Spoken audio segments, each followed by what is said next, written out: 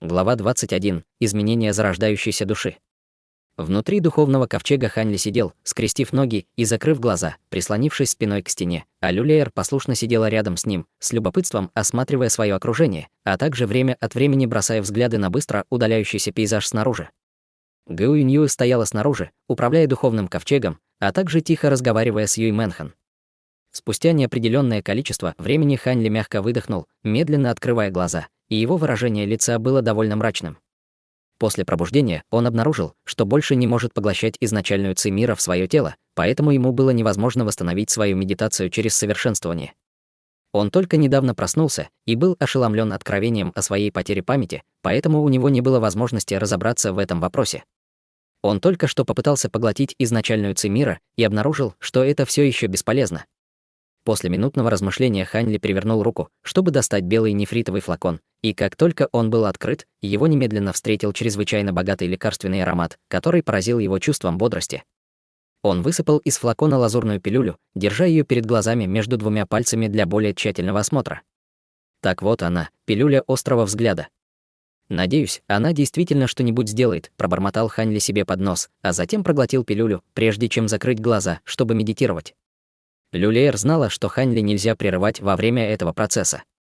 Она видела, что Юй Мэнхан уже закончила свой разговор с Гуинью и направляется к ней, поэтому она встала и подошла к другому углу ковчега, прежде чем сесть, чтобы поговорить с Юй Мэнхан. Спустя мгновение пилюля постепенно начала действовать, и брови Ханли внезапно слегка дрогнули, когда из его дантяня медленно поднялась мягкая волна тепла, а затем по меридианам распространилась по всему его телу. Проведя энергию по всему телу один раз, он сразу почувствовал себя намного комфортнее, и чувство пустоты в его теле тоже начало исчезать. В то же время в его дантяне зародился легкий намек на магическую силу, и хотя это было всего лишь крошечное количество, это все же был очень обнадеживающий поворот событий. Ханли медленно открыл глаза, изучая то, что происходило внутри его тела, а затем перевернул руку, чтобы достать еще около дюжины пилюль. Помимо тех, что он взял у даосского мастера белого камня, были также некоторые пилюли, оставленные Ци Минхао и человеком в серой мантии. Почти все они обладали эффектом лечения ран и восстановления магической силы, но качество пилюль сильно различалось, большинство из них были намного хуже той пилюли острого взгляда. Ханли взял одну из пилюль, прежде чем проглотить ее, а затем снова медленно закрыл глаза. Однако спустя мгновение его глаза внезапно распахнулись, и на его лице появилось озадаченное выражение. Затем он взял еще одну пилюлю, прежде чем тоже ее проглотить. И снова он открыл глаза всего через мгновение с довольно неуверенным взглядом. Две пилюли, которые он только что принял, не произвели никакого эффекта. Он не чувствовал никаких изменений, происходящих в его теле, и не мог генерировать больше магической силы. На его лице появилось мрачное выражение, когда он одну за другой проглотил пилюли в своей руке. Вскоре осталась только пилюля размером с большой палец темно-золотого цвета. Это была пилюля довольно высокого уровня, сравнимая с пилюлей острого взгляда, и, по-видимому, это была пилюля, которую Ци Минхао приберегал для опасных для жизни ситуаций. Ханли с бесстрастным выражением лица взглянул на пилюлю, а затем бросил ее себе в рот. На этот раз он не был разочарован. Золотая пилюля быстро подействовала после того, как была проглочена, превратившись в струйку духовной силы, которая втекла в его дантянь, снова немного увеличив его магическую силу. Только тогда выражение лица Ханли немного смягчилось. Пока его тело все еще восприимчиво к пилюлям, ему не составит труда восстановить свою магическую силу. Что касается того, почему другие пилюли не дали никакого эффекта, то это, скорее всего, потому что они были слишком низкого уровня, чтобы что-либо изменить в его теле. Как раз в этот момент в его голове внезапно раздался голос. «Поздравляю, товарищ Даос Хань. Похоже, у вас еще есть надежда восстановить свою магическую силу. Не имеет большого значения, если я не смогу производить свою собственную магическую силу», ответил Ханли своим духовным чутьем. «Это все равно лучше, чем ничего. С каждой крупицей магической силы, которую вы восстанавливаете, мы с вами будем ближе к возвращению в царство бессмертных», сказал Мо Гуан. «Это правда, но боюсь, что это, скорее всего, будет не так просто», ответил Ханли. «Если пилюли работают, то как насчет камней духа?» спросил Мо Гуан. «Я как раз собирался это попробовать», — с улыбкой ответил Ханли. Он перевернул руку, чтобы достать несколько лазурных камней духа разных размеров, и когда он сжал их в руках, они немедленно начали испускать лазурный свет. Люлеер и Юй Мэнхан невольно обратили свое внимание на лазурный свет, который внезапно появился в направлении Ханли, в то время как Гуинью не проявила никакой реакции, стоя в передней части ковчега. Лазурная духовная сила начала медленно течь из камней духа, но, покружившись некоторое время над ладонями Хань Ли, духовная сила внезапно стала мутной и неясной. Спустя мгновение лазурный свет постепенно рассеялся, исчезнув в воздухе. Хань Ли выпустил камни духа, которые стали совершенно тусклыми и лишенными блеска, и погрузился в глубокие размышления с озадаченным выражением лица. Что происходит? Похоже, ты тоже не можешь поглощать силу из камней духа, снова раздался в его голове голос Могуана. Хань Ли некоторое время молчал, прежде чем ответить: возможно, как и те пилюли, эти камни духа слишком низкого качества и не содержат достаточно чистой духовной силы, чтобы преобразовываться в магическую силу в моем теле.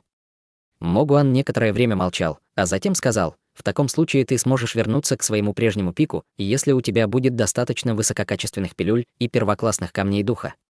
Хань Ли глубоко вдохнул, а затем ответил довольно раздраженным тоном: все не так просто. Еще неизвестно, будут ли первоклассные камни духа вообще эффективны для меня. К счастью, мое тело и основа духовного чутья достаточно стабильны, поэтому, даже если я не смогу поглощать изначальную ци мира, я все равно смогу медленно восстанавливаться самостоятельно. Вы слишком скромны, товарищ Даос Хань. И если основу вашего тела и духовного чутья можно считать лишь достаточно стабильной, то никто не сможет претендовать на то, чтобы иметь прочную основу. Видя, что мы уже определили путь вперед, я могу только пожелать вам удачи в вашем выздоровлении, сказал Могуан, прежде чем замолчать. Хань Ли снова слабо вдохнул. Ни в одной из сумок для хранения, которые он подобрал, не было первоклассных камней духа. В противном случае он бы сразу же испытал их. Он внимательно изучил магическую силу в своем теле и обнаружил, что она эквивалентна той, что можно найти у культиватора средней стадии зарождающейся души. И если он хотел продолжать совершенствоваться в этой области, ему нужно было либо вернуть способность поглощать изначальную ци мира, либо принимать высококачественные пилюли для восстановления магической силы. Помня об этом, брови Хань Ли слегка нахмурились, и он направил свое духовное чутье глубоко в свой собственный дантянь, чтобы изучить свое внутреннее состояние. Весь его дантянь, казалось, был окутан безграничным облаком тумана, а в сердце тумана был слой слабого золотого света, напоминающий желтый фонарь в ночи. Хань Ли направил свое духовное чутье в туман, после чего увидел миниатюрную золотую фигурку, которая ярко светилась. Фигурка сидела в тумане, и она была совершенно идентична Хань Ли по внешнему виду. Это был никто иной, как его зарождающаяся душа. Его неспособность поглощать изначальную ци мира должна была быть как-то связана с состоянием его зарождающейся души. Еще когда он впервые проснулся, он использовал свое духовное чутье, чтобы изучить свою зарождающуюся душу, но обнаружил, что его духовное чутье не может проникнуть в его зарождающуюся душу, и он также не мог разбудить ее от сна.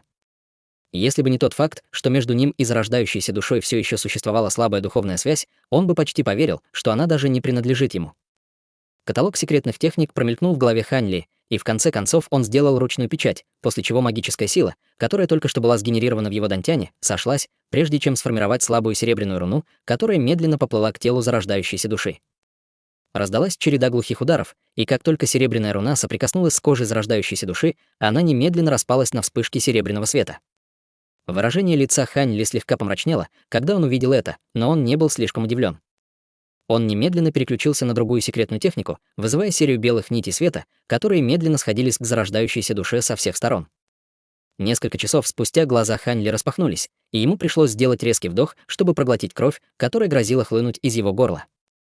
Только что он использовал свою технику очищения духа, чтобы попытаться насильно ввести свое духовное чутье в свою зарождающуюся душу, но из зарождающейся души внезапно вырвался поток ужасающей силы, оттолкнув его духовное чутье и магическую силу, что привело к обратной реакции секретной техники.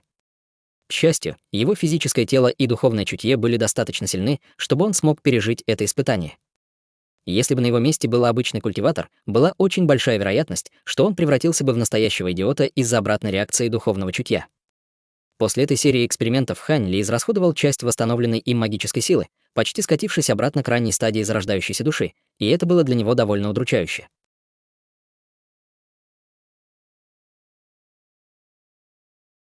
Глава 22. Дуэт ветра и облаков. Пока Хань Ли размышлял о возможных решениях своих проблем, Гоу Юньюэ почувствовала колебания магической силы Хань Ли, которую он не смог скрыть из-за обратной реакции секретной техники, которую он испытал ранее, и ее сердце слегка дрогнуло от этого открытия. Так он на средней стадии зарождающейся души. Пробормотала она себе под нос, и после недолгого колебания повернулась и подошла к Хань Ли. Хань Ли временно отложил свои мысли, увидев это, и поднялся на ноги. Похоже, пилюля острого взгляда была для вас эффективна. «С этим, я полагаю, вы, по крайней мере, в основном оправились от своих травм», сказала Гоу Юньюэ с теплым выражением лица. «Действительно. Я благодарен вам, товарищ Даос», ответил Хань Ли. «Ни за что, товарищ Даос Хань. Как только вы присоединитесь к нашей секте, вы также получите дополнительные духовные пилюли», сказала Гоу Юньюэ. Она, казалось, очень хотела завоевать расположение Хань Ли, о чем свидетельствовал тот факт, что она постоянно заводила разговор, пытаясь наладить с Хань Ли более дружеские отношения. Благодаря их разговору Хань Ли смог узнать довольно много о царстве духовной сферы. Его понимание этого царства все еще ограничивалось знаниями даосского мастера белого камня, который был всего лишь культиватором стадии формирования ядра, поэтому он, естественно, получал различную информацию и понимание от культиватора стадии зарождающейся души, такой как Гоу Юньюэ. На все вопросы, которые Гоу Юньюэ задавала о прошлом Хань Ли, были даны довольно двусмысленные ответы, и Гоу Юньюэ быстро перестала задавать такие вопросы, так как ей было ясно, что Хань Ли не хочет слишком много рассказывать о себе. «Кстати, не могли бы вы рассказать мне о секте Холодного Пламени, товарищ Даос Гоу? Мои нынешние знания о секте ограничиваются лишь некоторыми слухами, которые я слышал», внезапно сказал Хань Ли. Гоу Юньюэ была несколько озадачена этим вопросом, но она сразу же ответила: «Даже если бы вы меня не спросили, я бы рано или поздно перешла к этой теме. Наша секта Холодного Пламени — известная секта царства духовной сферы. До настоящего времени ее история насчитывает более миллиона лет, и в нашей секте сотни тысяч учеников. Не считая всех учеников стадии формирования ядра и стадии зарождающейся души, у нас есть десятки старейшин стадии божественной трансформации и стадии пространственного закаливания, 3 могущественных существа стадии интеграции тела и патриарх стадии Великого Вознесения». На лице Гоу Юньюэ появилось гордое выражение, когда она говорила о своей секте, и сердце Хань Ли слегка дрогнуло, услышав ее описание. Секта Холодного Пламени действительно была очень могущественной сектой. С патриархом стадии Великого Вознесения секта была сравнима по силе с главной расой в царстве духов. Кроме того, основатель нашей секты, патриарх Холодного Пламени, вознесся в царство бессмертных более миллиона лет назад, и даже по сей день наша секта все еще может общаться с нашим бессмертным основателем с помощью особых средств. Он время от времени дарует нам некоторые духовные пилюли и искусство совершенствования из царства бессмертных, тем самым давая нам еще большее преимущество перед другими сектами. Вы определенно принимаете мудрое решение, присоединяясь к нашей секте, товарищ Даос Хань, сказала Гоу Юньюэ с улыбкой. Выражение лица Хань Ли наконец слегка изменилось, когда он услышал это. Для него стало большим сюрпризом, что у секты Холодного Пламени есть покровитель в царстве бессмертных и что основатель секты все еще может общаться с ними даже после своего вознесения. Он никогда не слышал ни о чем подобном в царстве духов, поэтому казалось, что дела в царстве духовной сферы действительно сильно отличаются от обстоятельств в царстве духов. Довольное выражение появилось на лице Гоу Юньюэ при виде реакции Хань Ли, и она замолчала с легкой улыбкой. Я не думал, что секта Холодного Пламени будет настолько могущественной. Неудивительно, что это такая доминирующая сила в царстве духовной сферы. Могу я спросить, на что похожа секта Небесного Призрака? Спросил Хань Ли.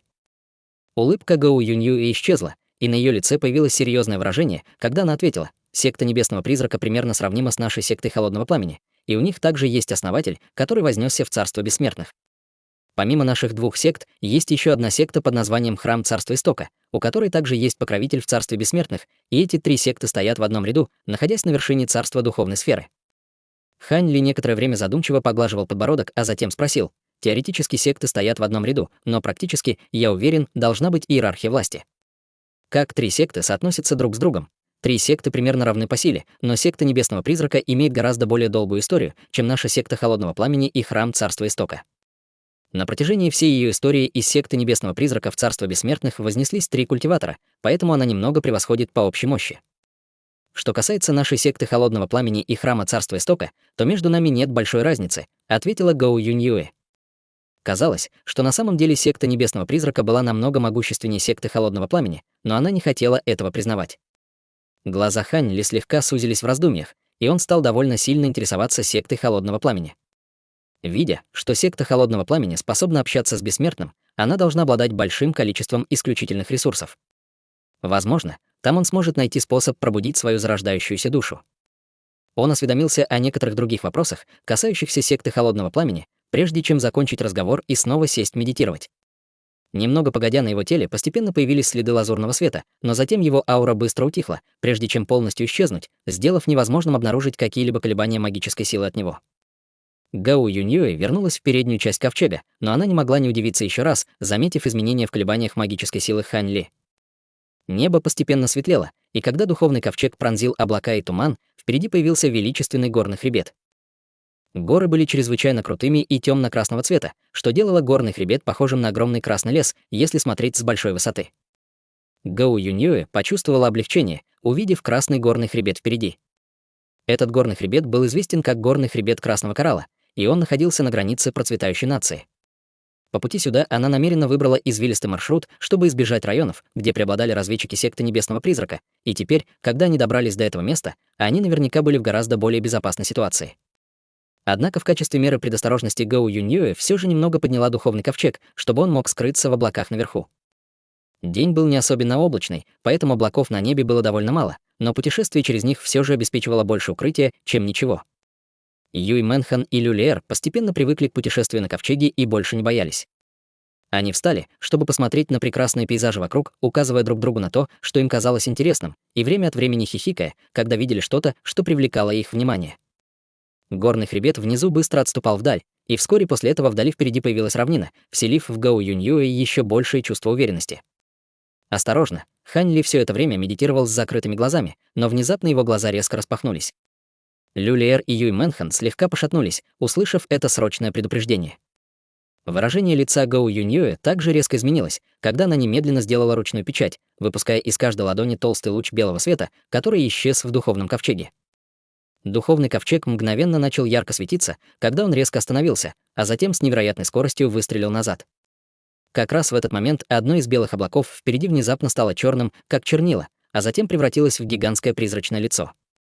Зловещее призрачное лицо открыло рот, прежде чем злобно сомкнуться, но не смогло поразить свою цель, так как духовный ковчег уже отступил на безопасное расстояние. Из призрачного лица раздался слабый возглас удивления, после чего оно рухнуло в черное облако, на вершине которого стояла пара мужчин. Слева был сгорбленный пожилой мужчина с сильно морщинистым лицом. На голове у него было несколько прядей редких желтых волос, и казалось, что он уже одной ногой в могиле. Справа был отвратительный молодой человек с длинным лицом и большим ртом, а также парой маленьких прищуренных глаз, которые испускали злобный блеск. Оба они были одеты в черные мантии с вышитым на них зловещим рисунком в виде призрачной головы, а духовное давление, которое они излучали, указывало на то, что оба они находились на стадии зарождающейся души. Как и Гоу Юньюэ, длиннолицый молодой человек также был на средней стадии зарождающейся души, в то время как сгорбленный пожилой мужчина уже был на поздней стадии зарождающейся души. Это же дуэт ветра и облаков. Воскликнула Гоу Юньюэ, и на ее лице появилось мрачное выражение.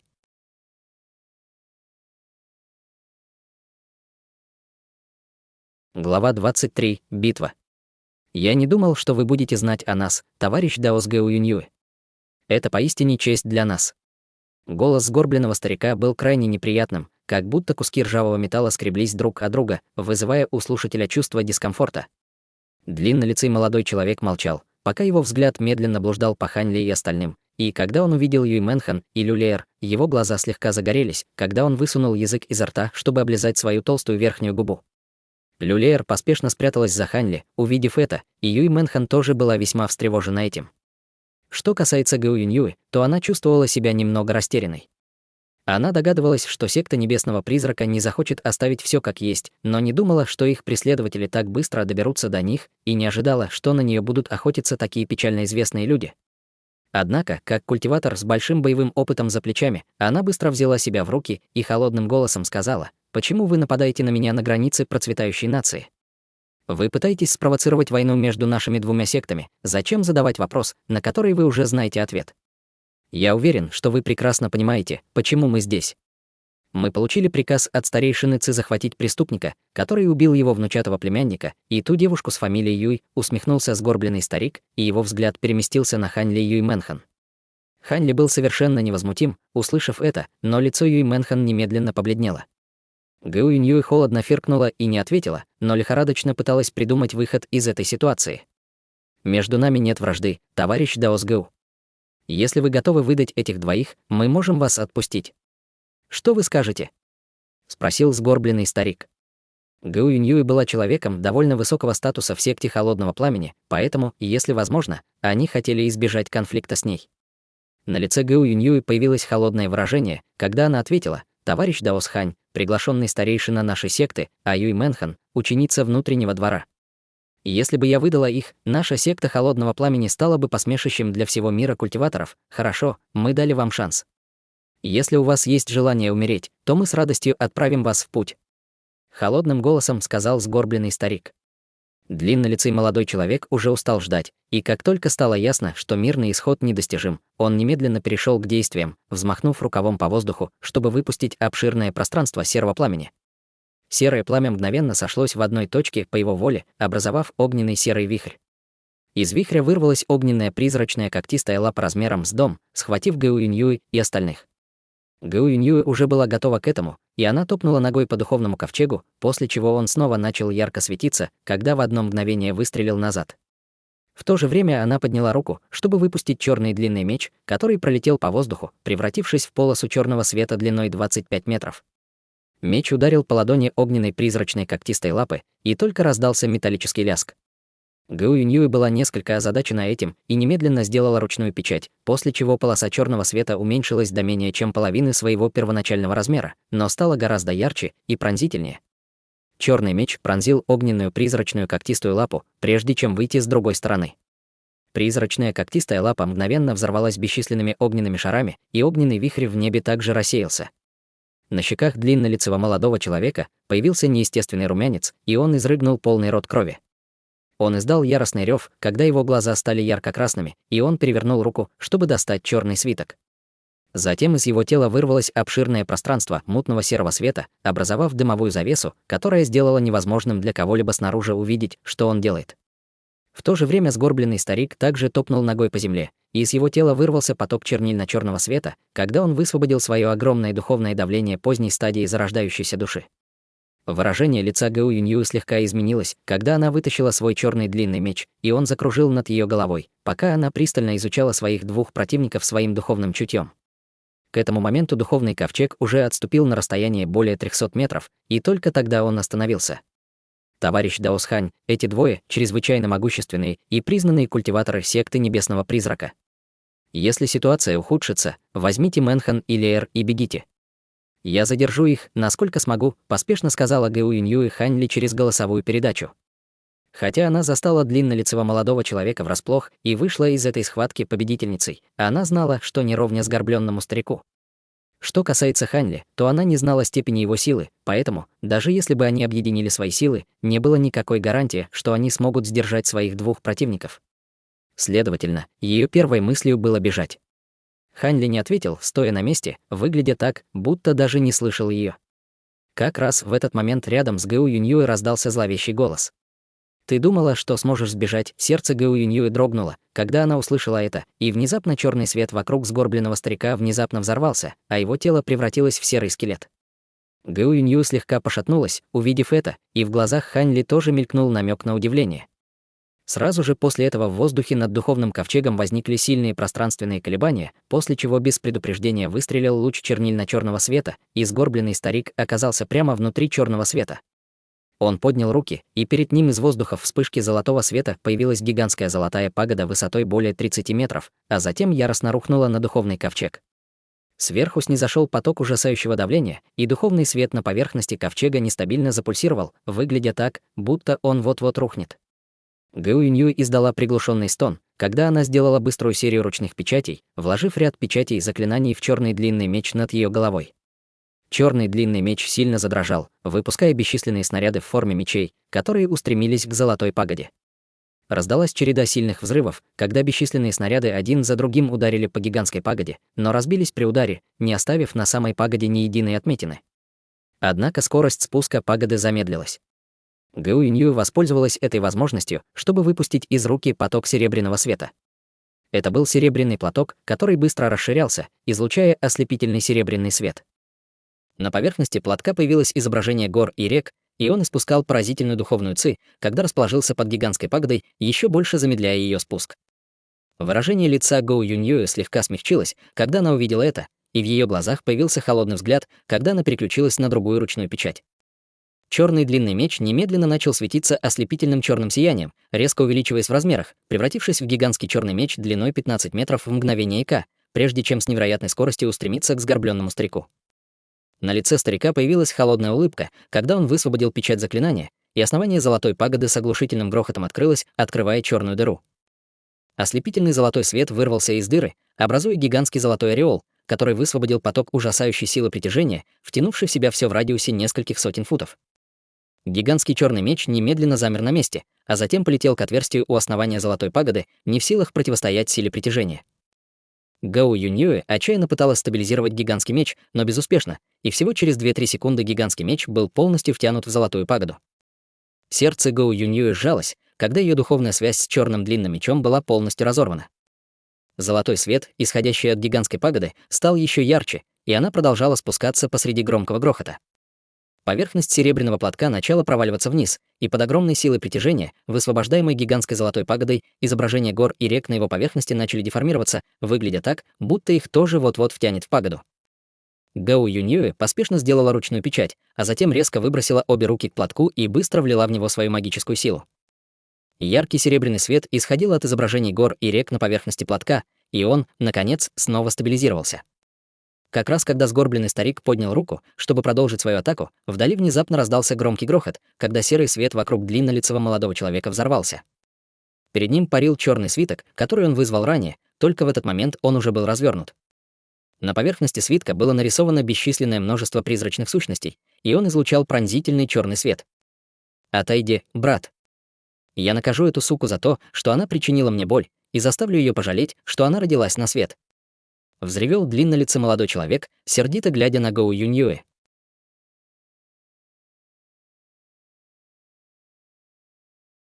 Глава 24. Раздавленный. Сгорбленный старик поднял бровь, услышав это, и на мгновение прекратил то, что делал, но его взгляд остался прикованным к Гоу Юньюэ. В то же время длиннолицый молодой человек перевернул руку, чтобы достать черный кинжал, которым он злобно полоснул себя по руке. Из раны хлынула кровь, образовав облако плотного кровавого тумана, который слился с черным свитком. Черная ци, исходящая из свитка, мгновенно стала значительно плотнее, и вокруг него посреди звука призрачных воплей поднялись порывы яростного ветра инь, представляя собой душераздирающее зрелище. Пара свирепых призрачных сущностей выпрыгнула из свитка, а затем резко увеличилась в размерах примерно до 15 метров. У двух призрачных существ были обезьяноподобные верхние части тела, покрытые короткой зеленой шерстью с острыми белыми клыками, торчащими изо рта. У каждого из них была пара толстых и сильных обезьяньих рук с пальцами, на которых были острые малиновые когти длиной около 30 сантиметров каждый, в то время как их нижние части тела были окутаны черным туманом, казалось, не имея физической формы. Порывы ветра инь вокруг свитка стали еще более яростными, и черная ци вздымалась, когда одно призрачное существо вылетало за другим. В мгновение Эйка появилось более 100 призрачных существ. Большинство из них были на стадии заложения основ, но было также 5 или 6 из них, которые были явно намного массивнее остальных, и они излучали ауры стадии формирования ядра. «Убейте их!» Усмехнулся длиннолицый молодой человек, указывая пальцем в сторону Гоу Юньюэ. Призрачные существа единодушно взревели, когда они со свирепой мощью набросились на духовный ковчег. Выражение лица Гоу Юньюэ резко изменилось, когда она похлопала по сумке для хранения на своей талии, чтобы выпустить 4 полосы белого света, которые опустились вокруг нее, прежде чем превратиться в 4 человекоподобных нефритовых марионеток, каждая из которых была около 3 метров высотой. Марионетки были одеты в доспехи, и каждая из них держала большой белый флаг, который светился ярким духовным светом. С взмахом флагов в их руках ослепительное белое сияние исходило от тел марионеток, прежде чем быстро соединиться вместе, образуя белый массив, который охватил весь духовный ковчег внутри. Как только массив принял форму, армия призрачных существ набросилась на него, окружив со всех сторон. Призрачные существа яростно ревели, когда они изо всех сил атаковали белый массив. В частности, призрачные существа стадии формирования ядра выпускали в массив потоки зеленого света с разрушительной силой, заставляя его сильно дрожать. Гоу Юньюэ поспешно сделала ручную печать, прежде чем выпустить потоки белого света на 4 марионеток, и только тогда массив постепенно стабилизировался. Тем временем сам длиннолицый молодой человек тоже подлетел к белому массиву и пропел заклинание, когда на его теле снова появилось обширное пространство серого огня, образовав море огня размером более 30 метров. Затем он сделал хватательное движение обеими руками, и 2 маленьких огненных шара отделились от моря пламени, прежде чем превратиться в пару огненных копий длиной в несколько метров.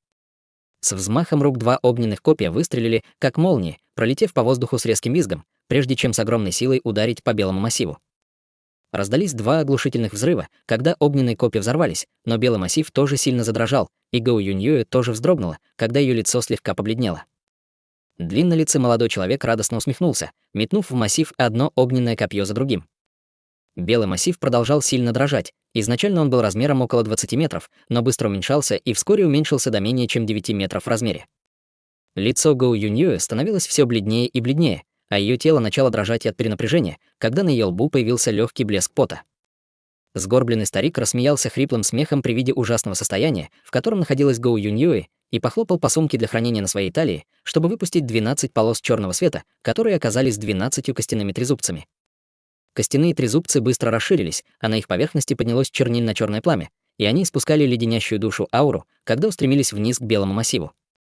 Они были здесь по приказу Цисюаня, поэтому тот, кто убьет Гоу Юньюэ, естественно, будет щедро вознагражден.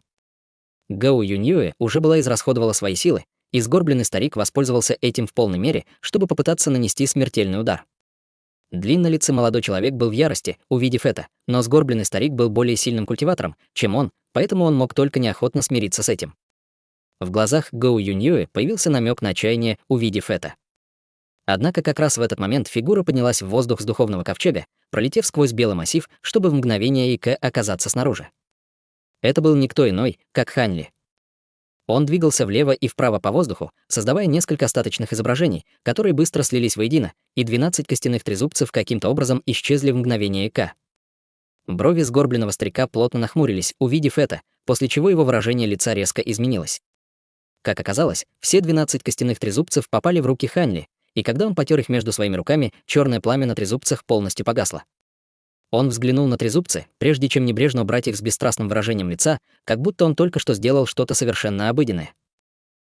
Сгорбленный старик был одновременно потрясен и разгневан, увидев это. Как только призрачные существа, окружавшие массив, обнаружили ауру Хань Ли, они немедленно покинули массив и набросились на него, издавая при этом возбужденный рев. Какая досада! Брови Хань Ли слегка нахмурились, и он устремился в армию призрачных существ, как неясная лазурная тень. Перед лицом лазурной тени все призрачные существа на ее пути были подобны волнам, разбивающимся о скалы, яростно взрываясь на бесчисленные куски. В мгновение Эка все призрачные существа были убиты с невероятной легкостью. Длиннолицый молодой человек был совершенно изумлен, глядя на это широко раскрытыми глазами. Внезапно Хань Ли появился перед ним, прежде чем нанести яростный удар, и длиннолицый молодой человек даже не успел вскрикнуть, как его тело взорвалось на куски плоти и крови, и даже его зарождающаяся душа не смогла выжить.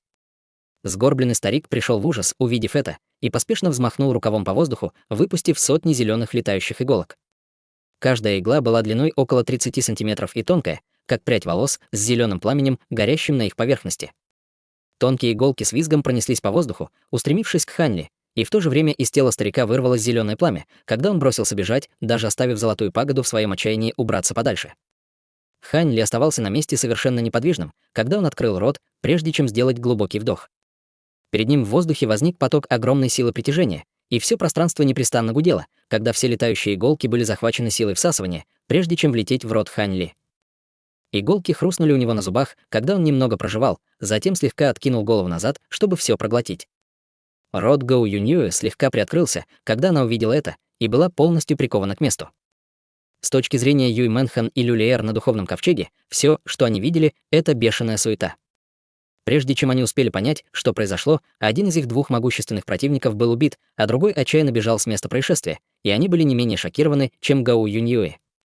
Тем временем Хань Ли устремил свой взгляд на убегающего старика, и от его руки вспыхнул золотой свет, когда он с безразличным выражением лица ударил кулаком в том направлении.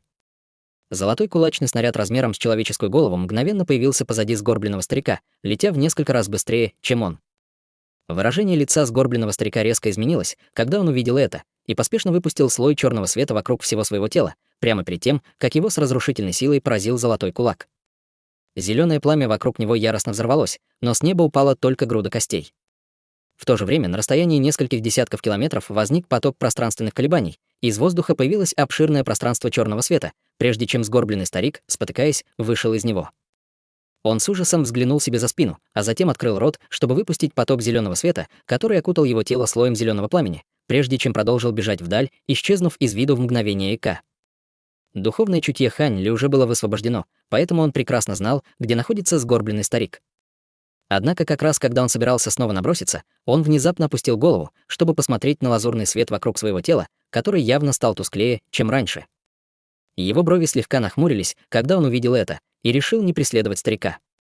Вместо этого он взмахнул рукой по воздуху, чтобы выпустить поток лазурного света, который притянул к нему сумку для хранения длиннолицего молодого человека, а затем спустился обратно на духовный ковчег. Во время этой битвы он полагался в основном на силу своего физического тела, но все же израсходовал очень много магической силы.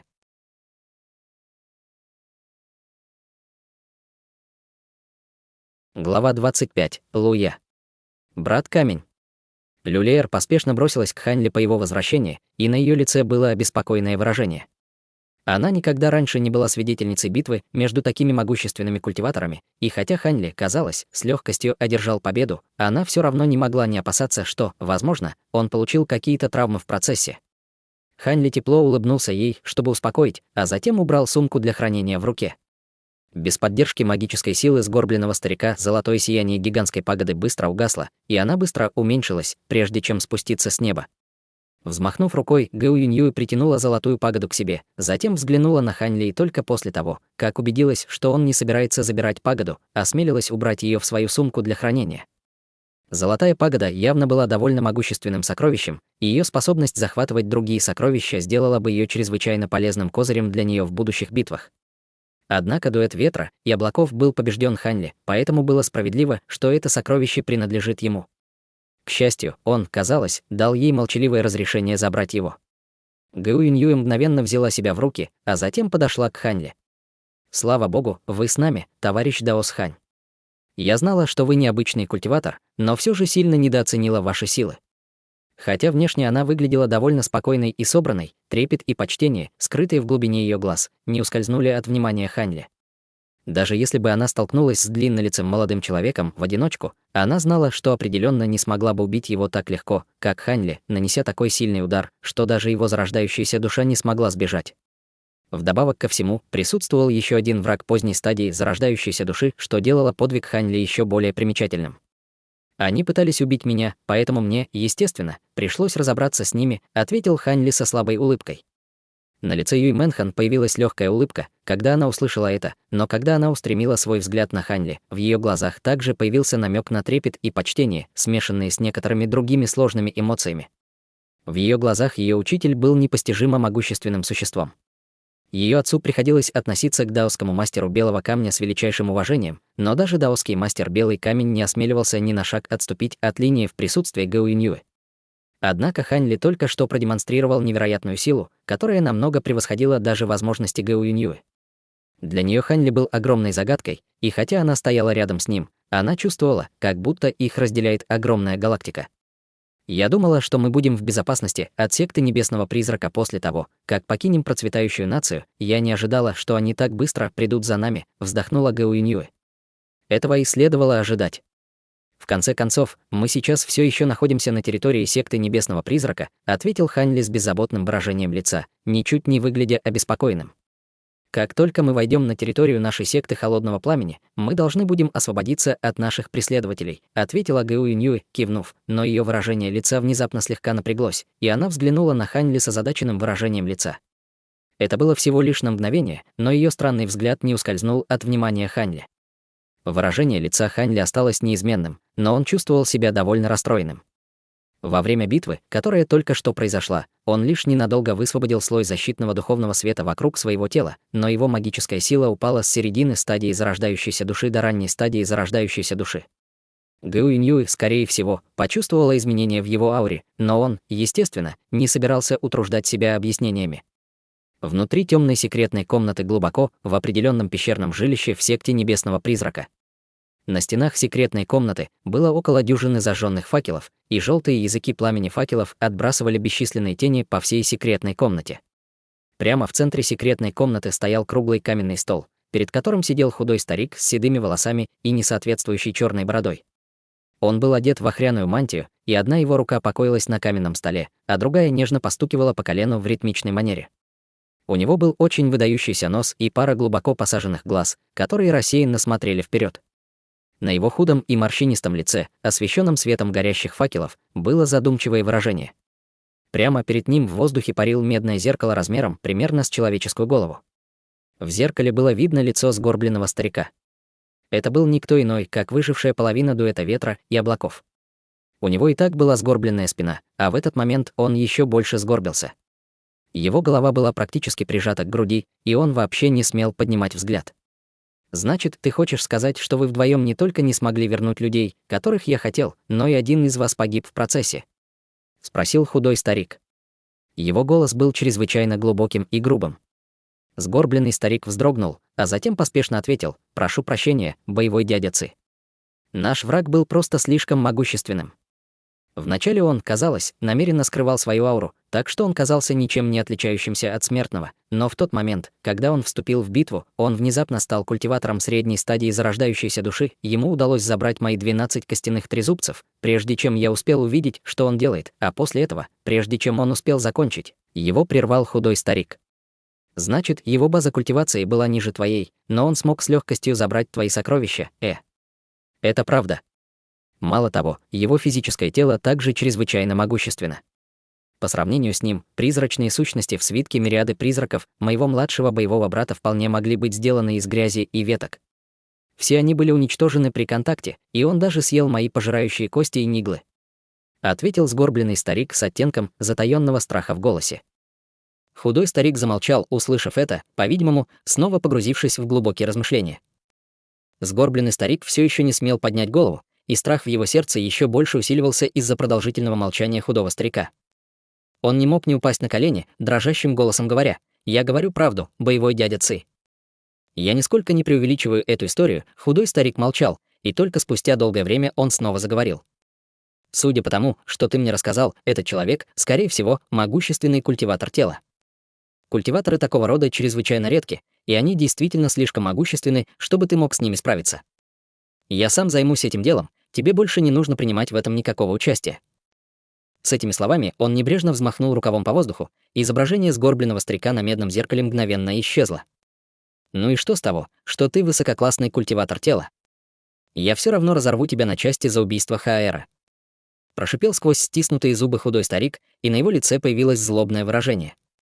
Некоторое время спустя его взгляд вернулся к медному зеркалу, и он пропел заклинание, прежде чем сделать ручную печать, а затем указал пальцем на зеркало. Поверхность начала рябить, как вода, после чего появилось еще одно изображение. На зеркале был изображен хорошо сложенный мужчина средних лет, стоящий в воздухе над пышным лесом, и он поглаживал свою короткую бороду, говоря с улыбкой: «Давно не виделись, братцы.